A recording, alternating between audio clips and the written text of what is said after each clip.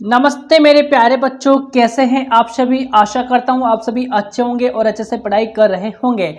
तो मैं जितेंद्र खटनावलिया एक बार पुनः आप सबका स्वागत करता हूं आपके अपने YouTube चैनल पर। तो प्यारे बच्चों, आज अपन करने वाले हैं प्रखर हिंदी कार्य पुस्तिका कक्षा 8 में से कार्यपत्रक 37, 38 और 39 का संपूर्ण सॉल्व। तो बच्चे वीडियो को पूरा देखेंगे। पूरा देखने के साथ साथ में अपने मित्रों के साथ में ज्यादा से ज्यादा शेयर करना है। चैनल पर पहली बार आप आए हो, चैनल को करेंगे साथ ही सब्सक्राइब और बेल आइकन प्रेस करेंगे ताकि नेक्स्ट वीडियो आते ही नोटिफिकेशन आपको मिल सके। तो आइए सेशन को स्टार्ट करते हैं। तो कार्यपत्रक 37 से पहले का सॉल्यूशन आपने नहीं देखा तो आपको जाना है प्लेलिस्ट के अंदर। प्लेलिस्ट के अंदर आपको जो है कार्यपत्रक 37 से पहले के संपूर्ण सॉल्यूशन आपको मिल जाएंगे।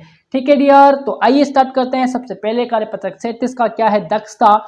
तो इसको अपन पढ़ेंगे कि शब्दों और वाक्यों को विभिन्न भाषाओं में लिख पाना। क्या कर पाना, शब्दों को और वाक्यों को क्या करना पाना, विभिन्न भाषाओं में लिख पाना। जैसे कि देखेंगे यहाँ पर आपसे पूछा है कि पहला क्वेश्चन आपका यहाँ पर क्या है, दिए गए शब्दों को अलग अलग भाषाओं में लिखिए। क्या करना है आपको, यहाँ पर कुछ शब्द दिए गए हैं तो इनको आपको अलग अलग भाषाओं में लिखना है। जैसे कि देखो, आपको हिंदी में भी लिखना है, घर की भाषा यानी कि मातृभाषा, आपके जो घर के अंदर बोलचाल की भाषा है उसी के अंदर आपको लिखना है, संस्कृत में भी आपको लिखना है और अंग्रेजी में भी आपको लिखना है।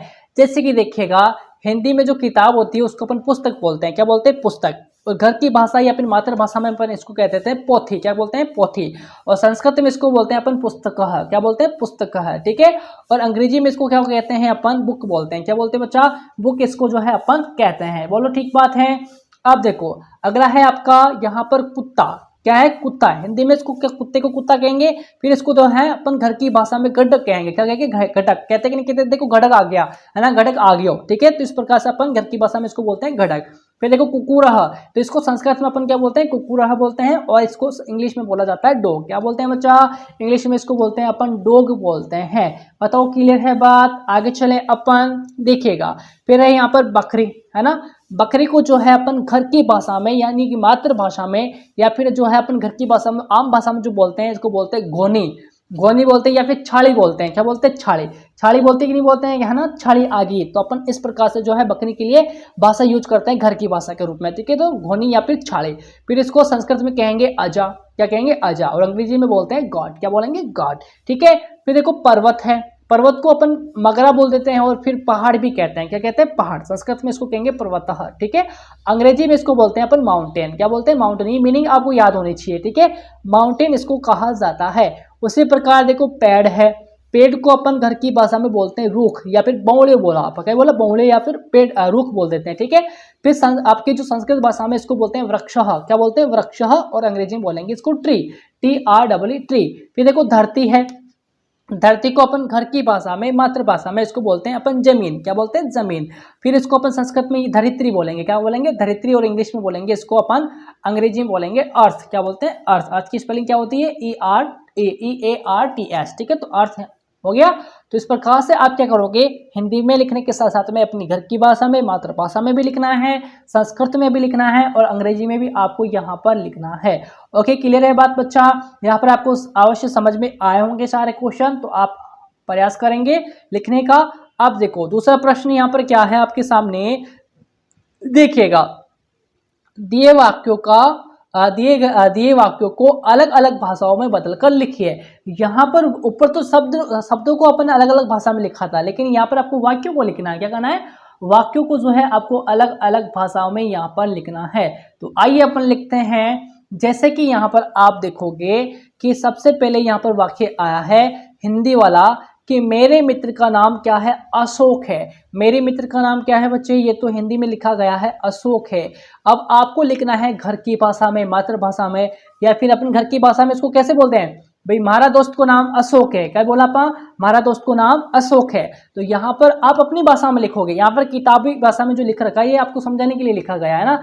तो हमारा भाईलारो नाम अशोक है ना। भाईला का मतलब मित्र, हमारा भाईलारो नाम क्या है, अशोक है। या आप अपनी भाषा में लिख सकते हो हमारा दोस्त को नाम अशोक है। इस प्रकार से भी आप लिख सकते हो। जैसे देखो संस्कृत में कैसे लिखेंगे इसको, मम मित्रम नामः अशोक अस्ति, है ना। तो ये संस्कृत में हो गया। फिर अंग्रेजी में आप लिखोगे my friends name is Ashok. ठीक है, तो इस प्रकार से इसको इंग्लिश में आप लिखोगे। ठीक इसी प्रकार से देखो यहाँ पर आया है अगला वाक्य, नैना को लड्डू पसंद है। ये तो किस में है, हिंदी में लिखा गया है कि नैना को लड्डू पसंद है। ठीक है, इसको संस्कृत में आप लिखोगे कि नैना मोदकम रोचते, है ना, क्या लिखोगे, नैना मोदकम रोचते। फिर अंग्रेजी में देखो, सबसे पहले घर की भाषा में लिख देते हैं ना, घर की भाषा यानी कि मातृभाषा में, नैना ने लाडू घना अच्छा लागे, है ना, नैना ने जो है लाडू घना अच्छा लागे। ठीक है, तो इस प्रकार से आप घर की भाषा में लिखोगे। आप अपनी घर की भाषा में किस प्रकार से यूज करते हैं तो आप जो है अपने अकॉर्डिंग भी यहाँ पर आंसर दे सकते हो। बताओ क्लियर है बात। चलिए अपन आगे देखो, तो यहाँ पर संस्कृत में अपने लिख दिया था नैना मोदकम रोचते, फिर अंग्रेजी में लिखोगे नैना लाइक्स लड्डू। ठीक है, नैना लाइक्स लड्डू, ठीक है ना, नैना को जो है लड्डू पसंद है। फिर देखो अगला है आपका हिंदी में वाक्य, गांव में बारिश हो रही होगी, गांव में बारिश हो रही होगी।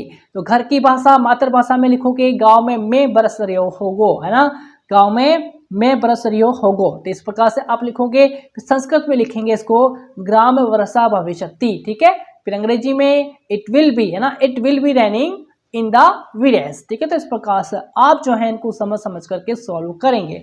ओके, अगला देखो आपका आता है कार्यपत्रक 38 है। दक्षता पढ़ेंगे कि गद्यांश पद्यांश को पढ़कर समझ के साथ प्रश्नों के उत्तर दे पाना।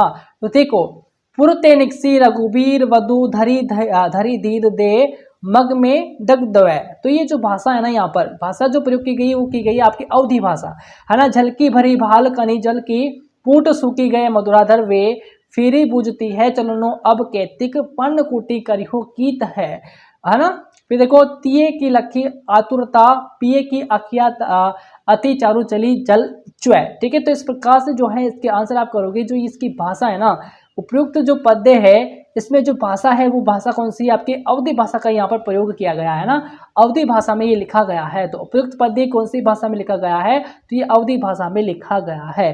बताओ क्लियर है बात। अब देखो यहाँ पर दूसरा प्रश्न क्या है कि निम्नलिखित शब्दों के मानक रूप लिखिए। आपको क्या करना है, मानक रूप लिखना है। मानक जो है ना, लोगों में जो बोलचाल की भाषा है उसके रूप में आप लिखोगे। जैसे देखो, निक्सी, निक्सी यानी कि निकले, है ना, पर्ण कुटी यानी कि कुटिया होगा, मग यानी कि मार्ग हो जाएगा, तिये यानी कि पत्नी होगा, है ना, सूखी का मतलब सूख गए या फिर सूखना होगा, है ना, करी हो यानी कि करूंगा होगा, बुझती यानी कि पूछना होगा, पिए का मतलब प्रिय हो जाएगा। ठीक है, तो इस प्रकार से आप मानक रूप में लिखेंगे। फिर देखो अपना अगला प्रश्न है कि सीता का जो धैर्य है ये कब टूट गया। बताओ भाई, सीता का धैर्य जो है ना बच्चा, ये कब टूट गया था।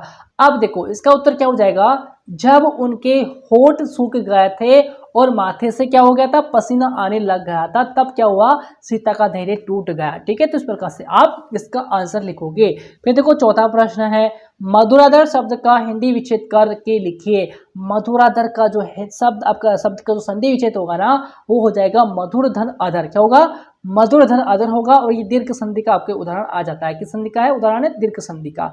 फिर देखो पांचवा प्रश्न क्या है यहाँ पर कि राम सीता वन क्यों जा रहे थे। बताओ भाई, राम सीता जो है वन में क्यों जा रहे थे। तो इसका उत्तर हो जाएगा कि श्री राम के पिता दशरथ ने 12 वर्ष का वनवास दिया था।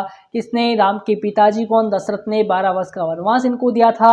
उन्हीं की उन्हीं की आज्ञा पालन के लिए जो है ये वनवास जा रहे थे। ठीक है, फिर देखो छठा क्वेश्चन, उपयुक्त पद्यांश के आधार पर बताइए कि सीता को अत्यधिक थकान क्यों हो रही थी। भाई सीता जी को जो है अत्यधिक थकान क्यों हो रही थी, तो उनको थकान होने का कारण यह है कि सीता माता जो है बहुत लंबे समय तक पैदल चलने और प्यास के कारण जो है थकान हो रही थी। ठीक है, बहुत लंबे समय तक वो जो है पैदल चली थी और प्यास भी उनको लगी थी, तो उनको क्या महसूस होने लगी थी, थकान होने लग गई थी। ठीक है, फिर देखो अपना नेक्स्ट आता है भैया कार्यपत्रक 39। तो देखिएगा यहाँ पर आपके सामने दक्षता क्या है, दक्षता को पढ़ेंगे कि पोस्टर और विज्ञापन को पढ़ना और दी गई जानकारी और तथ्यों को समझना। पोस्टर को देख करके विज्ञापन को अपन पढ़ेंगे, पढ़ने के बाद में जो जानकारी यहाँ पर दी गई है उसको अपन जो है समझेंगे। तो देखिएगा यहाँ पर पहला प्रश्न क्या आता है कि विज्ञापन को पढ़कर दिए गए प्रश्नों के उत्तर दीजिए। फिर विज्ञापन को पढ़ो, फिर प्रश्नों के उत्तर आपको देने हैं। जैसे कि देखो ये विज्ञापन जो है आपकी कौन सी तारीख का आता है बेटा, फिर आपकी जो है कौन सी तारीख का आता है, 5 जनवरी 2021 का। इसका विषय क्या है, यदि हम मम्मी होते, है ना। शुक्रवार को प्रातः 9 से 10:30 बजे तक ये कार्यक्रम था आपका। फिर 5वीं से 8वीं कक्षा के लिए, है ना, पांचवी से लेकर 8वीं कक्षा के लिए बच्चों के लिए जो है यहाँ पर आता है। ठीक है, ये विज्ञापन किसके लिए है? 5वीं से 8वीं कक्षा के लिए। और ये प्रतियोगिता कैसी है? लेखन प्रतियोगिता है। ठीक है, जो प्रथम पुरस्कार कितने रुपए का है? यहाँ पर 2000 रुपये का। द्वितीय पुरस्कार कितने रुपए का है? 1500 रुपये का है। तृतीय पुरस्कार आपके 1000 रुपये का है। यानी कि टोटल रुपये यहाँ पे कितने हो जाएंगे? आपके 4500 रुपये हो जाएंगे। कितने हो जाएंगे? 4500 रुपये, है ना। दो और आपके साढ़े तीन हजार कितना हो गया आपका? 4500 रुपये का ये टोटल पुरस्कार यहाँ पर रहने वाला है। क्लियर है बात? अब देखो स्थान कौन सा है? एक स्थान जो है कहाँ पर ये आयोजित होगा? महाराजा सभागार, राज मंदिर रोड, जयपुर, राजस्थान के अंदर। ठीक है, अब देखो इसके आधार पर प्रश्न आपसे पूछ रहे हैं कि ऊपर दिया गया विज्ञापन किस कार्यक्रम पर आधारित है?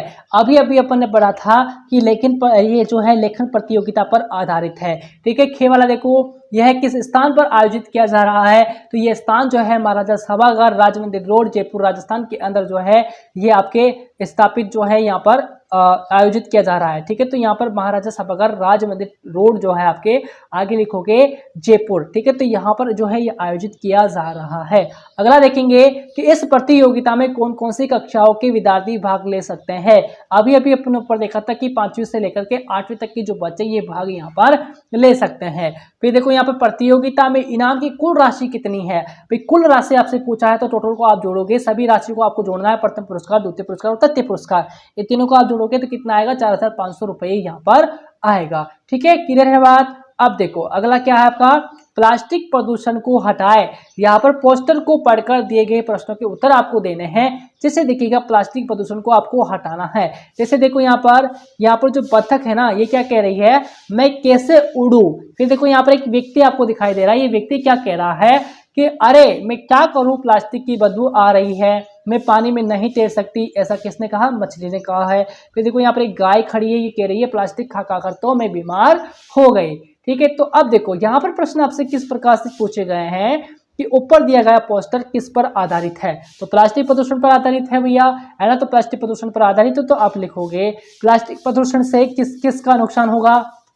भाई सभी जीव जंतुओं का नुकसान होगा, है ना। सभी जीव जंतुओं का नुकसान होने के साथ साथ में पर्यावरण को भी नुकसान होगा, है ना। पर्यावरण को नुकसान होगा। ठीक है, तो इस प्रकार आप लिखोगे, है ना। पर्यावरण को भी नुकसान जो है होने वाला है। ठीक है, यहाँ पर आ जाएगा होगा, तो यहाँ पर मैंने लिखा है होगा। ठीक है, वहाँ पर होना लिख दिया मैंने, होगा। ठीक है, पर्यावरण को भी क्या होगा? नुकसान होगा। ओके, फिर देखो खे वाला प्लास्टिक प्रदूषण से किस किस का नुकसान होगा? तो सभी जीव जंतु एवं पर्यावरण का भी नुकसान होगा। फिर देखो प्लास्टिक प्रदूषण से कौन कौन सी बीमारियां हो सकती है? तो प्लास्टिक प्रदूषण से सांस लेने में तकलीफ जैसी बीमारी, त्वचा संबंधी रोग हो सकते हैं, और कहीं भी रोग है जो यहाँ पर हो सकते हैं। ठीक है, होने की संभावना यहाँ पर रहती है। तो ये था बच्चे आपके 37, 38 और 39 का कार्यपत्रक जो है आपके संपूर्ण सोलो अपन ने यहाँ पर किया है। वीडियो कैसा लगा है कमेंट करके बताएंगे। साथ ही चैनल पर पहली बार हो सब्सक्राइब आपको करना है, जैसा वीडियो को शेयर भी करेंगे अपने मित्रों के साथ में, लाइक आपको करके जाना है। ठीक है डियर, तो मिलेंगे नेक्स्ट वीडियो के अंदर बहुत जल्दी से। तब तक के लिए नमस्कार, जय हिंद, जय भारत।